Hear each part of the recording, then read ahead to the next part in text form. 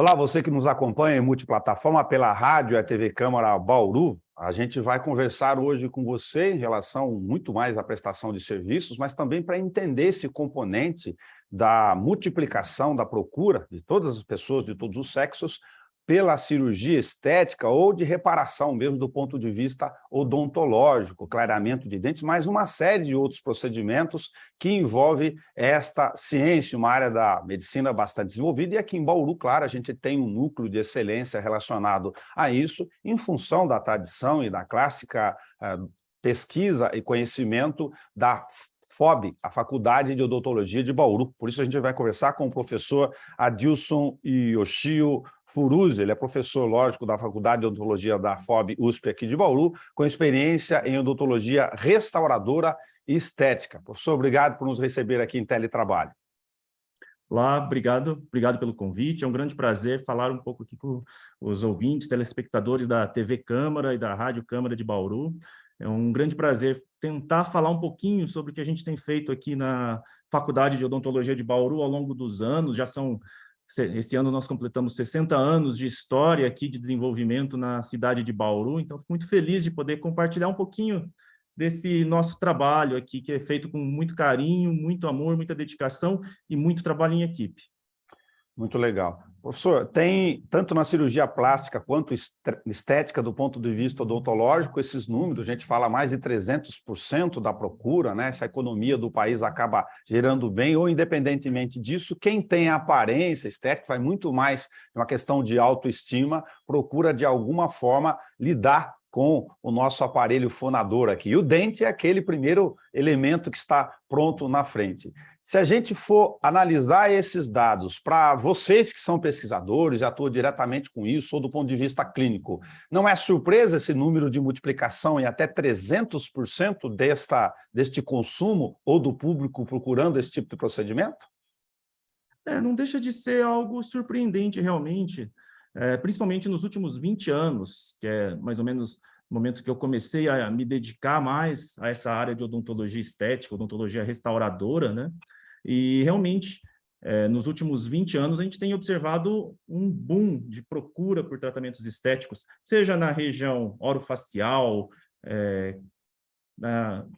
todos os tratamentos sistêmicos como um todo, tanto aspectos de cirurgia plástica, mas em odontologia especificamente, a gente tem observado realmente uma busca bastante intensa com os tratamentos estéticos. Eu acredito que com também o desenvolvimento dessas mídias de comunicação hoje, até é muito interessante que hoje a gente está no momento, assim, uma reunião online, né, uma entrevista online, e hoje isso se popularizou bastante, facilitou demais a questão de conexão, as pessoas utilizam redes sociais, e as pessoas realmente têm buscado mais informações, não só quanto à estética, mas quando as pessoas percebem, e isso é algo bastante salutar no desenvolvimento que a gente tem observado nesses últimos 20 anos, que com as redes sociais as pessoas também têm observado a associação direta entre estética, saúde e função.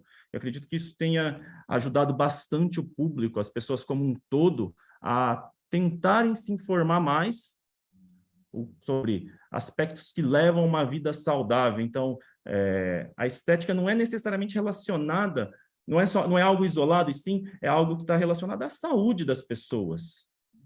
É quase complementar ou equivalente, similar aí no binômio estética e saúde do ponto de vista humano, então.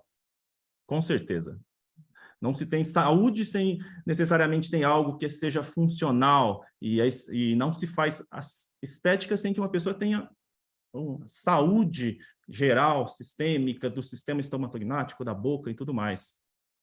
Como vocês são pesquisadores, além de ter, lógico, a formação da experiência em loco de tanto tempo com aqueles que procuram esse tipo de tratamento por várias formas, professor, a pesquisa ou a prática hoje de cirurgias ou de atuações em relação a esses procedimentos todos orofaciais, eles evoluíram na mesma medida dessa questão da demanda? Eu digo, a gente fala de medicina robotizada em uma parte da ciência, né? Hoje é possível fazer procedimentos absolutamente complexos, não invasivos em algumas áreas da ciência. Se nessa área ortodôntica, se eu posso mencionar assim, se esta evolução também está no mesmo patamar. Com certeza. Assim como na medicina, né, a evolução dos tratamentos médicos tem evoluído com o desenvolvimento de novas tecnologias, em odontologia não é diferente. Então, hoje nós estamos já com uma realidade bastante solidificada no Brasil em termos do que nós chamamos em odontologia, comumente chamamos de fluxo digital, que agora nós temos procedimentos cada vez mais acessíveis à população, em termos de diagnóstico, em termos de condutas clínicas, essa questão de fluxo digital, por exemplo, agora eu consigo, muitas vezes, fazer uma cópia, um modelo virtual da boca de uma pessoa. Já temos aqui docentes na universidade atuando já há até algum tempo na questão de digitalização de face, como que é a relação da face de uma pessoa e como que os dentes se relacionariam com isso, e isso de uma forma tridimensional. Então, a tecnologia veio realmente para ficar. Nós temos aqui na universidade também outros grupos trabalhando na área de imaginologia já há muito tempo, mas essa questão de tecnologia com tomografia, como nós estamos integrando as imagens tomográficas, por exemplo, com algo externo, que são o formato dos dentes. Então, isso está realmente desenvolvendo bastante e o Brasil tem se destacado nessa área e as tecnologias realmente têm chegado para nós aqui de uma forma bastante dinâmica. Isso tem ajudado no tratamento, tanto os tratamentos convencionais como até os mais sofisticados. Então, realmente, a tecnologia ajudou bastante.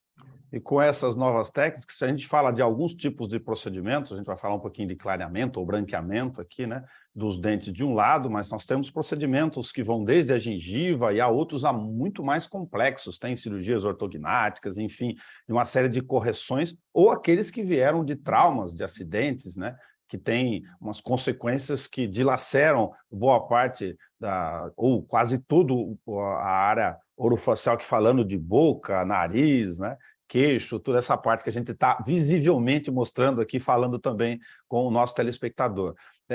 Nós temos aí patamares distintos, imagina, por causa da complexidade do tipo de intervenção? Com certeza. Por isso que nós temos diferentes especialidades, né? Nós atuamos desde o mais básico, que é que o cirurgião dentista se forma ali com competência para executar com bastante tranquilidade e excelência, que são as restaurações estéticas, né? Isso envolve desde os procedimentos mais básicos até as restaurações estéticas extensas, coroas, os procedimentos de clareamento, esses são os tratamentos que nós chamamos os tratamentos mais comuns, de menor complexidade, porém também vamos evoluindo, né?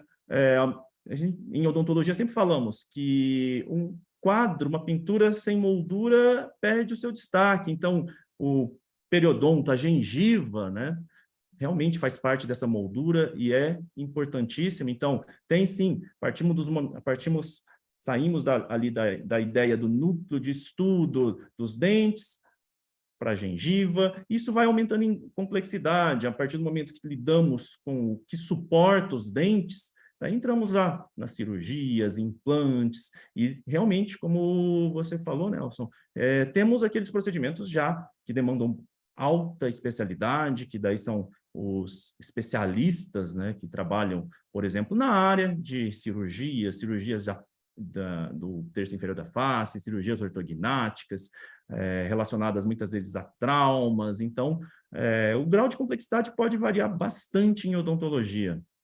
Tá. O leigo, ele, quando procura o serviço, enfim, né, se ele for, por exemplo, para um procedimento de simetria do rosto, envolvendo gordura na bochecha, cada um procura com a sua necessidade aqui, sem fazer juízo de valor das vontades pessoais, para respeitá-las todas, né? Você tem do outro lado um profissional que estudou especificamente isso. Eu estou comentando esse dado inicial para comentar o seguinte: o corpo humano ele tem uma fase, lógico, de construção, desenvolvimento, né, nas faixas etárias e desenvolvimento físico, do biotipo, de tudo, dos aparelhos, dos fonadores, enfim, isso acontece em todos os órgãos, né? A cabeça, lógico, não fica fora do corpo, para ser repetitivo aqui. Eu digo porque depois que a gente atinge uma certa idade, os dentes sofrem uma transformação, que o uso do aparelho fonador, com uma série de erros ou não, tem gente que tem bruxismo, por exemplo, tem outros problemas da vida, mesmo que não tenha tido nenhum trauma, né? E as gengivas também se transformam. Eu comento isso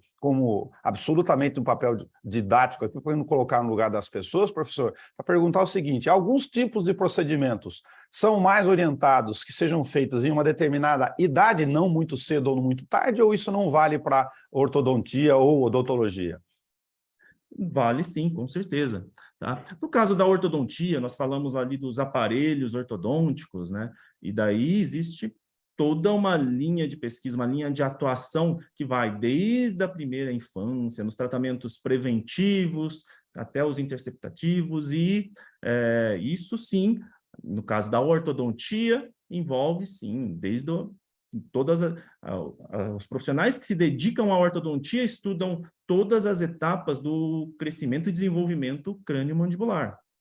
Então, desde a primeira infância, sim, temos tratamentos voltados à ortodontia. Agora, quando pensamos em tratamentos estéticos, que envolvem, por exemplo, já modificação de formato de dente, movimentação, alteração de cor de substrato, cor de dentes, daí estamos falando já de um tratamento que demanda um certo grau de amadurecimento do indivíduo.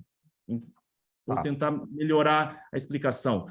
Eu preciso, muitas vezes, se eu vou trabalhar até com clareamento, que é algo bastante conservador, bastante seguro, né?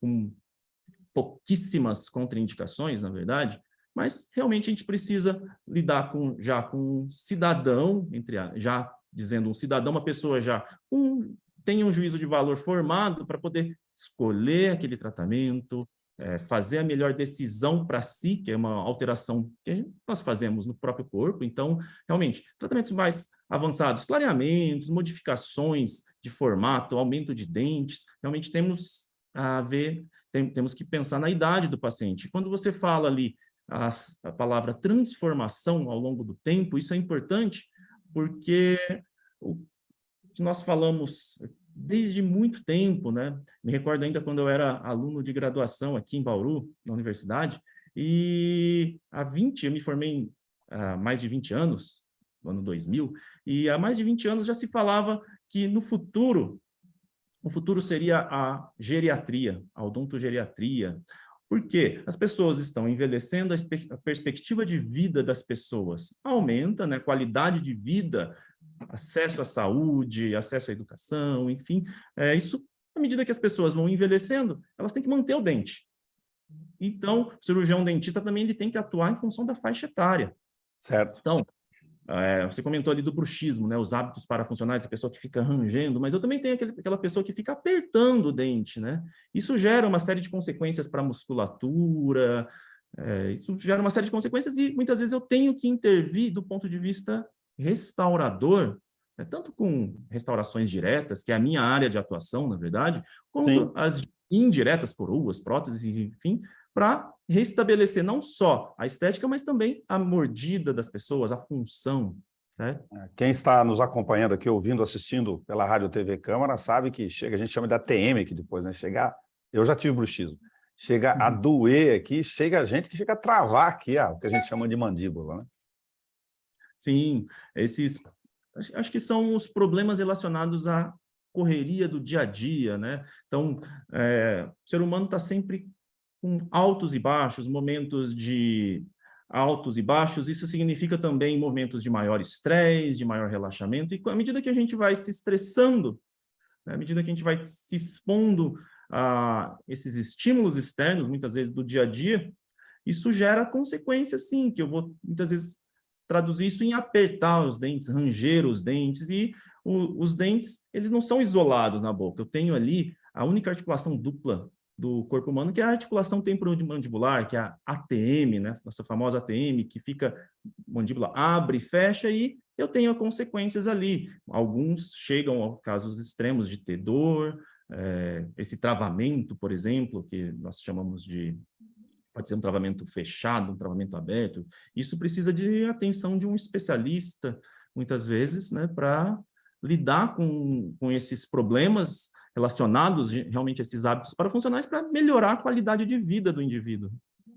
Alguns desses procedimentos, perdão, como os de natureza mais estética, por exemplo, eles têm um período de duração. Eu vou fazer aqui uma referência ao exemplo, talvez mais clássico, de maior volume entre os procurados nesta área, que é a questão do branqueamento ou clareamento, para saber se você faz um procedimento, tem lá os níveis, né, que a gente apresenta, falando com bom humor aqui, quando eu fui há algum tempo já tratar dessa questão com um profissional da área do senhor, eu me senti numa loja de tinta, ele apontou uma tabelinha lá. Na verdade, eu estou fazendo bem-humorado aqui, naquela questão da classificação, né, do meu padrão aqui de cor do dente e até onde eu podia chegar. Achei que ele foi bastante honesto comigo. Não adianta você achar que vai ficar tudo branquinho no teu caso, e por isso, mas seu hábito e genética e tal, tem um grau até onde você vai chegar. Vai ficar enfiando ácido aí, né, e o laser ator direito, eu não vou te vender algo que não vai te dar o resultado que você espera.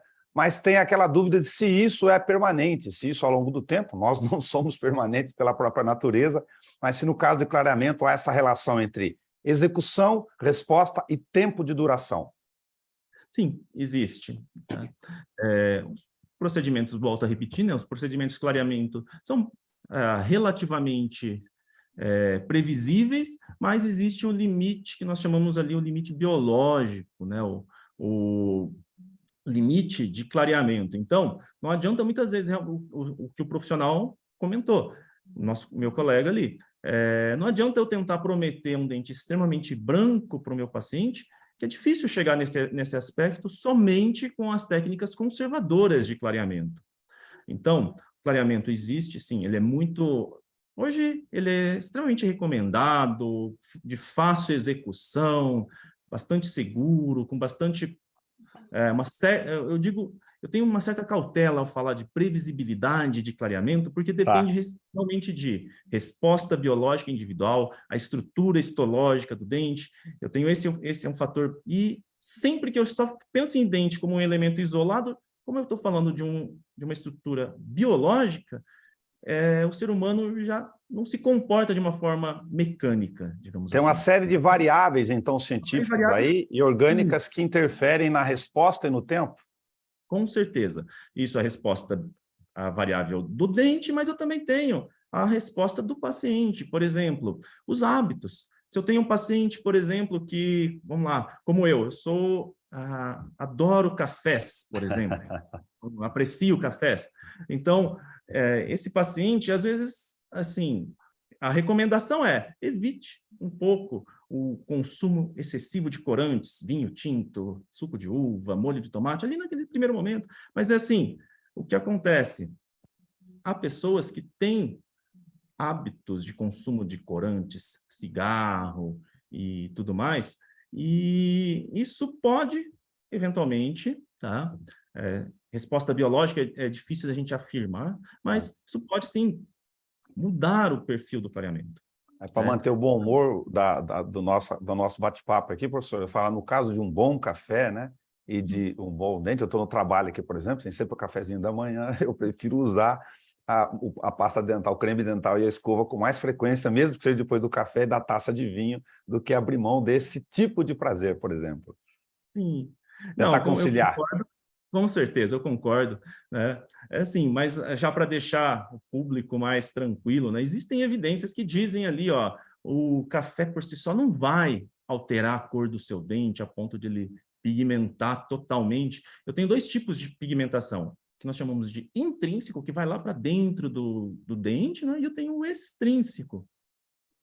O extrínseco é o que altera, porque é o que está por fora. Isso é facilmente resolvido com uma boa limpeza profissional, né, que nós chamamos ali, tecnicamente, de profilaxia dos dentes. Então, esse tratamento ali profilático de limpeza, feito por um profissional competente, isso com certeza diminui o risco de pigmentação, diminui aquele manchamento externo que nós temos. É só para não ficar sem uma resposta, você comentou, poxa, Claro. falamos da previsibilidade, que é difícil, sim, mas também tem o detalhe ali da longevidade. E, infelizmente, em odontologia, clareamento, nós temos o aspecto, sim, da recidiva da cor, da volta da pigmentação. Os dentes voltam a escurecer. Tem um parâmetro, professor, por idade, ou todos esses vetores que o senhor já comentou de incidências, que são muito pessoais de cada indivíduo, mas uma referência média de resposta? Ou da perda desse clareamento executado? Olha, o que, assim, não é a minha linha de pesquisa, nós temos aqui docentes que se dedicam Claro. bastante à linha de pesquisa, né? Eu basicamente estudo, não sou um pesquisador da área, mas estudioso, são coisas diferentes, né? O pesquisador é o cara que realmente sabe a fundo.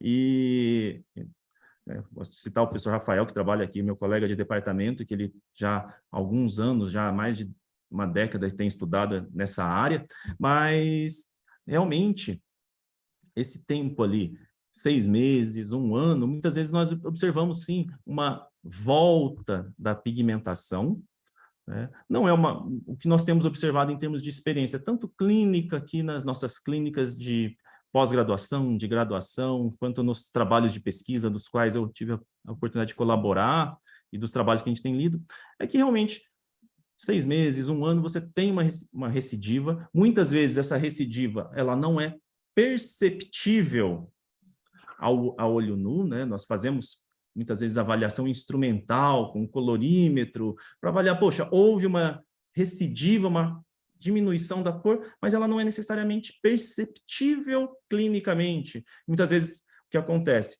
Há uma recidiva, uma volta da pigmentação da coloração, porém ela é aceitável, existem limiares para isso. Então, ao longo do 1 ano, 2 anos, provavelmente sim, existe uma recidiva, ao mesmo tempo que nós temos, eu conheço casos ali de praticamente estabilidade ao longo de anos, quase uma década, tem pacientes assim. Então, é muito variável do ponto de vista biológico. Aproveitando, professor, a intersecção do senhor dentro do ambiente universitário, né, com outras tantas especialidades, do que a gente chama do aparelho bucal odontológico aqui das várias frentes, de me permitir comentar com o senhor essa ideia também, não só do ponto de vista estético, lógico, da saúde humana, de que a gente tem no dia a dia, por uma questão cultural, a necessária atuação de check-up, por exemplo, para uma parte da população, né, daqueles que felizmente têm acesso ou se preocupam com isso, ou nos municípios que têm programas de saúde preventiva para ver lá colesterol e tal. E a boca é um enorme instrumento para dar indicadores de saúde e de ciência, desde o sangramento, né, até o acompanhamento no dia a dia. E, particularmente como leigo aqui, não sei se o senhor fique à vontade para discordar comigo, né, percebo de forma leiga que uma parte da população ainda não se tocou disso, que além deste acompanhamento necessário dele, de passar a introduzir no dia a dia não só a presença profilática de prevenção no seu dentista, a cada 6 meses acompanhar, ver, lógico, limpar, mas dele observar que ele também está fazendo essa visita ao profissional para ter lá um elemento como um indicativo que pode caminhar em uma vida de boa qualidade, inclusive se antecipando a eventuais doenças por várias formas. Com certeza.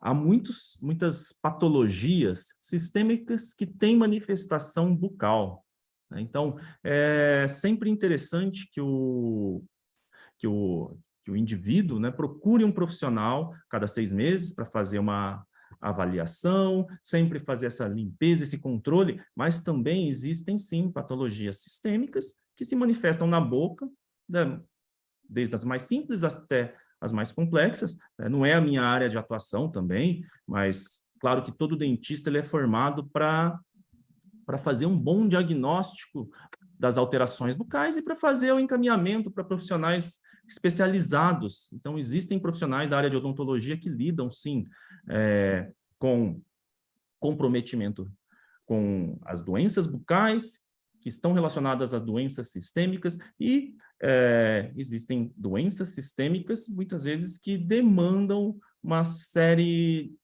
Quando o paciente vai fazer um tratamento odontológico, ele precisa de um acompanhamento médico também. Então, isso é importante, essa sinergia entre sistêmico, né, corpo humano e a boca.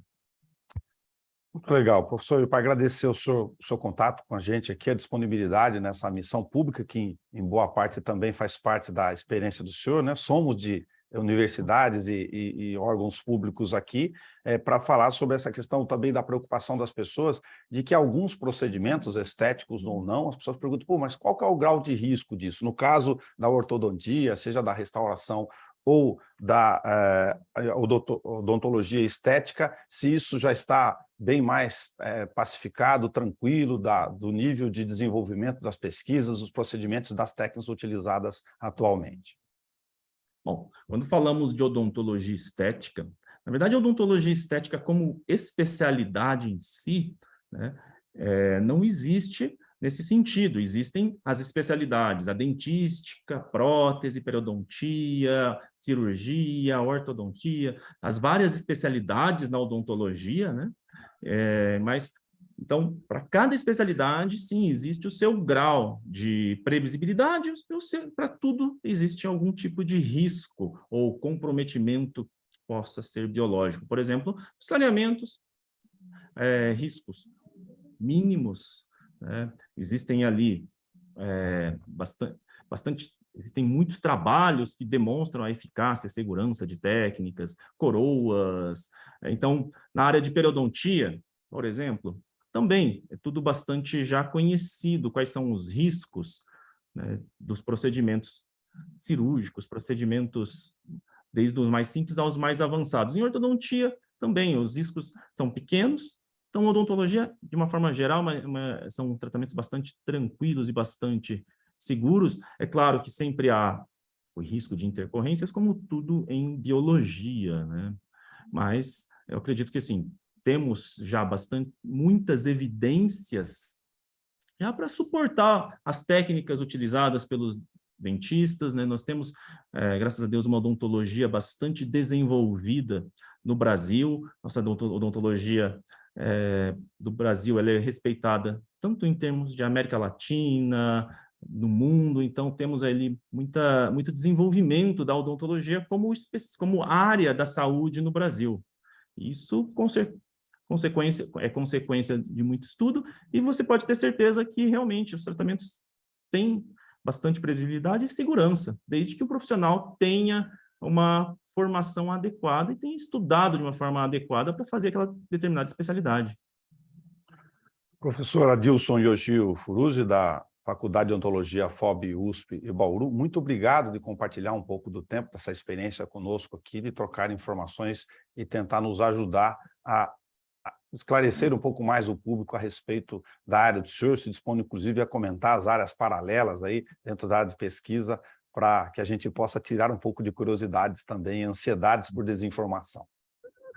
Muito obrigado, Nelson. Muito obrigado a todos da TV Rádio Câmara. Foi um grande prazer falar um pouquinho do que a gente tem feito aqui. Realmente, sair um pouquinho da minha área de conforto, que são as restaurações, né, de resina, facetas e tudo mais, e falar um pouquinho de outras áreas é algo até difícil um pouquinho, mas fico feliz de poder tentar contribuir um pouquinho e ajudar as pessoas a se informar um pouquinho sobre a importância da saúde.